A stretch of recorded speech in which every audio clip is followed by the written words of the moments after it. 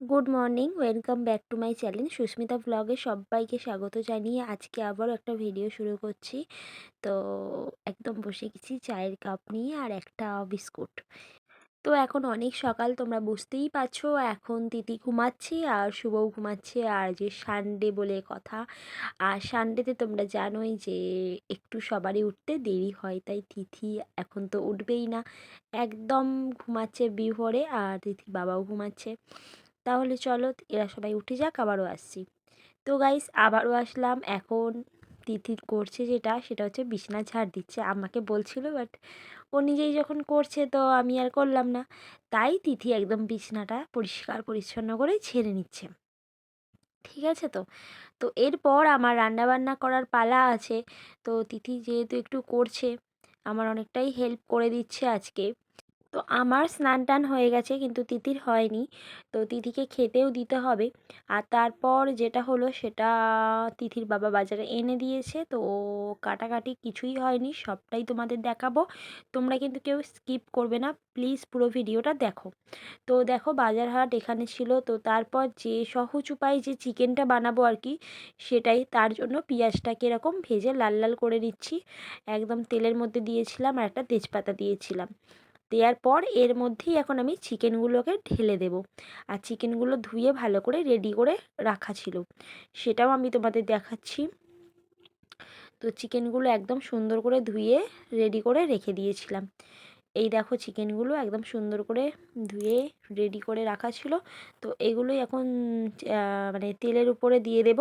আর এই রান্নাটা একদম সহজ উপায়ে, মানে যেভাবে আমি করি, আর আমার চিকেন রান্না করতে একটুও কষ্টও হয় না আর ঝুট ঝামেলাও হয় না। তো এইভাবে করলে না খুব সহজেই হয়ে যায়। তো এরকমভাবে তেলের মধ্যে দেওয়ার পর এখন আমি না ঢাকা দিয়ে দেবো।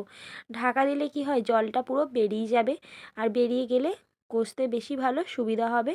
তো এখন আমি ঢাকা দিয়ে দেবো। তারপর এর মধ্যে একে একে সবটাই তোমাদের দেখাবো। তার আগে আমি এখন যেটা করে নেব সেটা হচ্ছে, আমি মশলাটা বেটে নেব। তার জন্য মিক্সিটা বের করে নিয়েছি, আর তিথিকে বলেছিলাম ক্যামেরাটা ধরতে। যেহেতু এখানে কোনো রাখার স্পেস পাচ্ছি না, তাই তিথিকে বলেছিলাম একটু ক্যামেরাটা ধরে দিতে। দেখো নিচে সব রান্নাবান্নাগুলো চলছে, আর আমি ওপরে মিক্সিটা আর কি, মিক্সিটা বেটে নেব, মানে মিক্সিটা বেটে নেব না, মশলাগুলো আর কি বেটে নেব। তো মশলাগুলো বেটে নেওয়ার পর রান্নাটা তোমাদের আবারও দেখাবো। আর আমার মিক্সির যে বাটিটা আছে না, তার উপরে যে রবার্ট মতোটা থাকে, মানে ঢাকনাতে, সেটা আমার নেই, তাই জন্য একটু চেপে ভালো করে ধরতে হয়, নয়তো সব ছিটকে বেরিয়ে যায়। আবার ওর মধ্যে একটু জল দিতে হবে। তো জল দিয়ে আবারও ঘোরালে ভালো হবে। আর মিক্সিতে তো জল না দিলে ভালো বাটা যায় না, সেটা তোমরা জানোই। তো আবারও একটু জল দিলাম। জল দেওয়ার পর আবারও একটু করতে, মানে বাটতে হবে আর কি। বেটে তারপরে আবারও আসবো। আর তিথি অনেকক্ষণ ধরে ধরছে, তাই তিথির দিকে তাকিয়ে আছি। তিথি অনেকক্ষণ ধরে ক্যামেরাটা ধরে আছে। আর তিথি দেখছিল টিভি। আর ও টিভিতে একটা কার্টুনের চ্যানেল আছে, ওই কার্টুনের চ্যানেলটা তিথি দেখতে খুব ভালোবাসে, সিএন বলে। হ্যাঁ, কার্টুন নেটওয়ার্ক।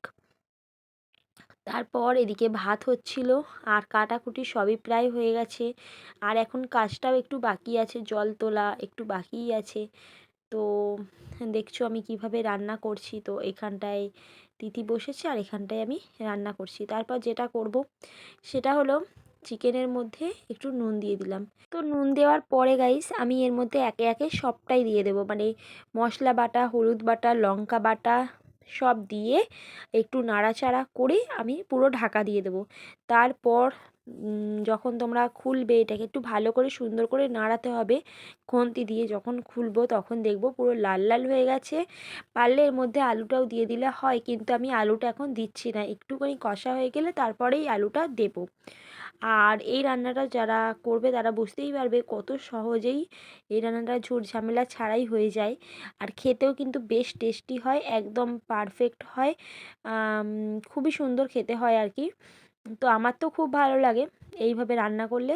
আর এটা বিরিয়ানিতে যারা দেয় এইভাবে রান্না করে দিলে খুব বেশি টেস্ট হয়। আর আমি বিরিয়ানি করলে ঠিক এইভাবেই মাংসটা করে দিই, তো খুব ভালো হয়। তারপর আমি এখন ঢাকা দিয়ে দিলাম। ঢাকা দেওয়ার পরে ফির খানিকক্ষণ পরে খুলে এর মধ্যে আমি টমেটো দিলাম, তারপর একটু লঙ্কার গুঁড়ো দিলাম, দিয়ে আবারও ঢাকা দিয়ে দেবো। তা বাদবাকি যা কাজগুলো সংসারের থাকে সেগুলো করে নেব।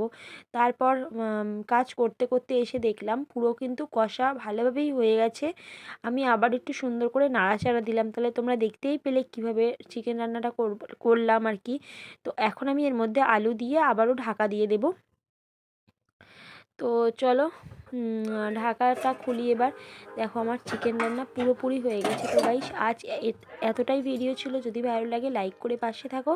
আবারও দেখা হবে কালকে একটা নতুন ভিডিও নিয়ে। ততক্ষণের জন্য তোমরা ভালো থেকো, সুন্দর থেকো। আর আমার সব কাজকর্ম হয়ে যাওয়ার পরেই আমি তিতির জন্য চিকেন বানাতে এসে দেখতে যতটাই লাল হয়েছে আর খেতে কিন্তু ততটা ঝাল হয়নি। একদম কাশ্মীরি লঙ্কা ইউজ করি, তোমরা তো জানোই যারা আমার ভিডিও দেখো। তো আমি এখন তিতির জন্য খাবার বেড়ে নিচ্ছি। তো এই ছিল আজকের ভিডিও। তো সবাইকে টাটা বাই, সবাই ভালো থাকো।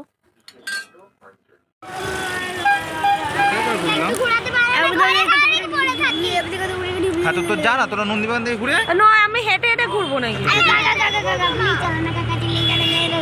কোথায় আগে ঘুরে ময়দান মাথা এমনি কোনো দোকান থেকে টাকা দেখো